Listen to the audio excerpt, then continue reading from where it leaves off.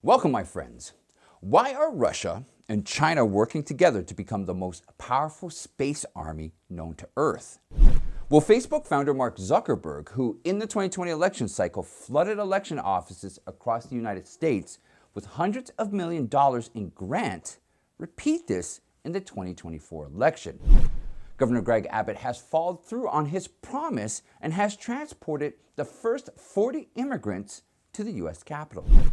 Okay, my friends, let's take a closer look together.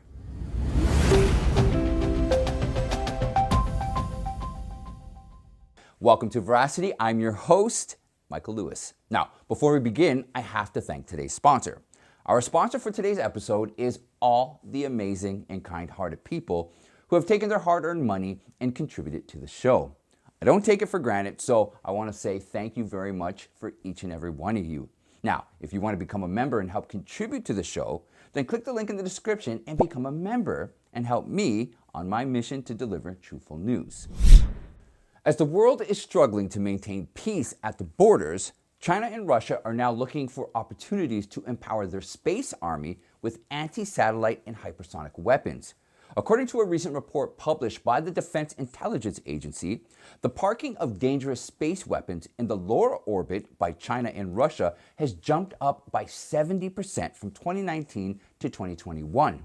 The intelligence experts revealed that both China and Russia have ground-based laser weapons located in different parts of the country to destroy any satellite they deem dangerous. As of January 2022, China has more than 250 surveillance satellites that help it monitor even minor actions in the Korean Peninsula, Taiwan, the Indian Ocean, and the South China Sea. Furthermore, the experts have warned that a joint moon base by China and Russia could pose a direct threat to the United States in its military capabilities. The growing partnership between Russia and China is now being considered as the tactical actions by Russia to reduce its dependence on America. According to Director of National Intelligence, Avril Haines, the cooperation between Russia and China against the United States will grow stronger in the coming years, as both countries are pumping their machines to dominate the space world.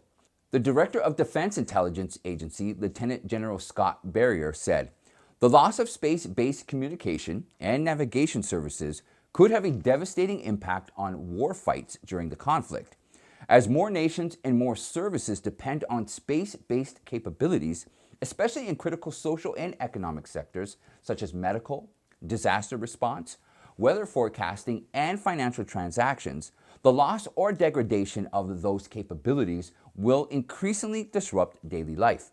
A secure, stable, and accessible space domain is crucial as China and Russia's space-based capabilities and electronic warfare activities continue to grow. You will be surprised to know that the white papers published by the Chinese Communist Party state their ultimate objective of becoming the most powerful space army in the future. Space Force General David Thompson also warned that China and Russia are conducting cyber attacks and electronic attacks on America's space infrastructure every day. If no sufficient action is taken, things could become more unstable than we could imagine." Mark Zuckerberg and his wife Priscilla Chan influenced the 2020 elections with their enormous $419.5 million donation. The money, which critics call Zuckerbucks, was donated to CTCL, Center for Technology and Civic Life.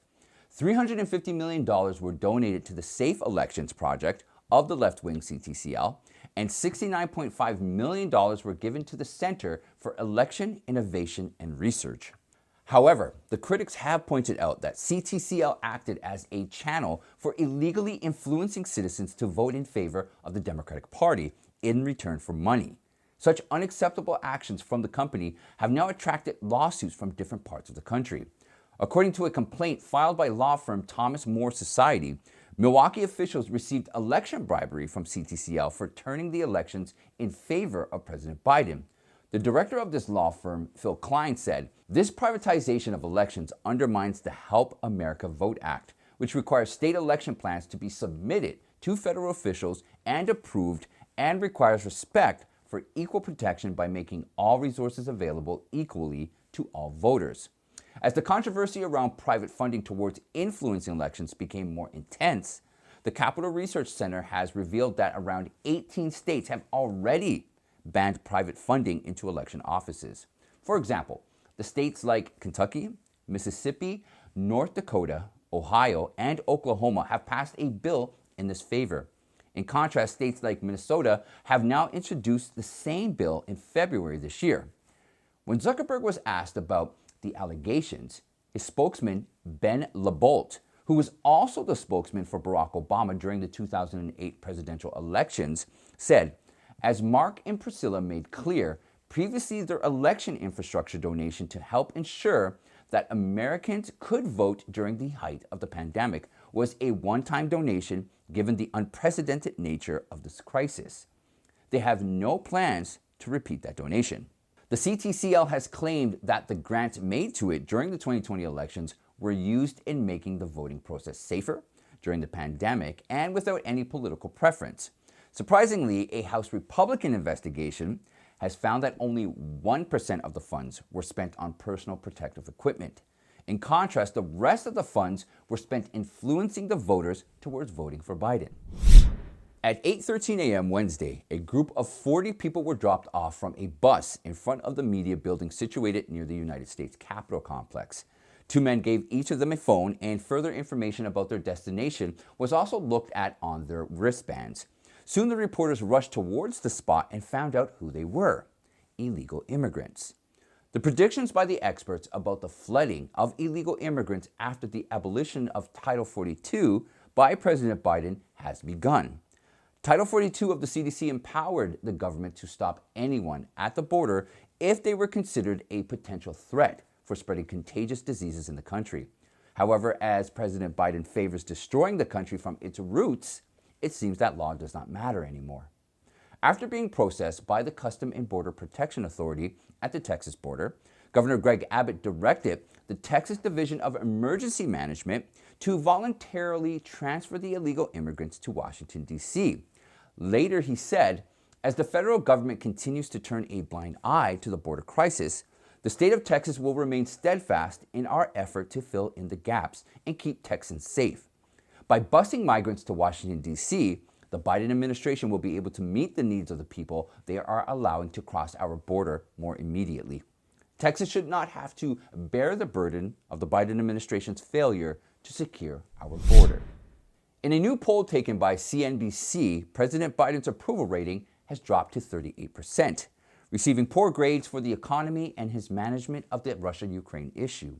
Also, in the CNBC All-American Economic Survey announced on Wednesday, 53% of Americans disapprove with Biden's work performance as president, and 38% favor it. When Americans were polled in October and December, 41% agreed with Biden's performance as president.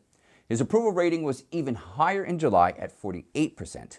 Now, according to a recent poll, only 35% of individuals agree with Biden's management of the economy, contrasted to 60% who disagree. Now, 4 out of 10 Americans agree with his leadership of Russia's escalating invasion of Ukraine versus roughly 5 out of 10 who do not. Americans now have a negative attitude towards the economy, with 43% predicting it will suffer within the next year, contrasted to 26% who expect it will strengthen. The current crisis of the economy is judged severe by nearly half of all Americans, 47%. Biden's weak satisfaction results come as the president grapples with several international and domestic challenges, notably continuously inflationary pressures and operational problems, a prolonged COVID-19 plague, and Russia's aggression on Ukraine, which is also harming global gasoline and grocery costs. Biden's weak satisfaction results come as the president grapples with several international and domestic challenges, notably continuously inflationary pressures and operational problems, a prolonged COVID-19 plague, and Russia's aggression on Ukraine. Russian President Vladimir Putin has now signaled that he is the most determined supporter of genocide than any other country in the world. President Joe Biden on Tuesday blamed the Russian president for committing genocide against the Ukrainian citizens. He said, "It has become clearer and clearer that Putin is just trying to wipe out even the idea of being Ukrainian." The president also referred to Article 2 of the United Nations Convention on the Prevention and Punishment of the Crime of Genocide, which openly defines the term genocide. It says, any of the following acts committed with the intent to destroy in whole or in part a national, ethnical, racial, or religious group. Such acts include killing members of the group, causing serious bodily or mental harm to members of the group, deliberately inflicting on the group conditions of life calculated to bring about its physical destruction in whole or in part, imposing measures intended to prevent births within the group, forcibly transferring children of the group to another group. In response to Biden, Putin defended himself by stating, modern Ukraine was completely created by Russia. To be more specific, by Bolshevik Communist Russia. Ukraine never had stable traditions of their own statehood. However, what is astonishing is that President Biden seems reluctant to use the same genocide word against the Chinese President Xi Jinping, who, according to the experts, ordered the genocide of the Muslim-majority Uyghurs residing in the Xinjiang region of China. The genocide by the Chinese president was also confirmed by the Uyghur Tribunal, which consists of an independent group of human rights attorneys investigating the matter. According to their December report, China has beyond a reasonable doubt committed genocide, forced abortion, enslaved, killed, and forced sterilization to destroy these communities. Surprisingly, President Biden is looking for ways to justify the genocide when asked about his views on Xi's inhumane actions against the Uyghur community. He said, I am not going to speak out against what he's doing. There are different norms that each country and their leaders are expected to follow. And that's it for today, my friends. Don't forget to like and share, and most importantly, join our member site and support the mission to deliver truthful information.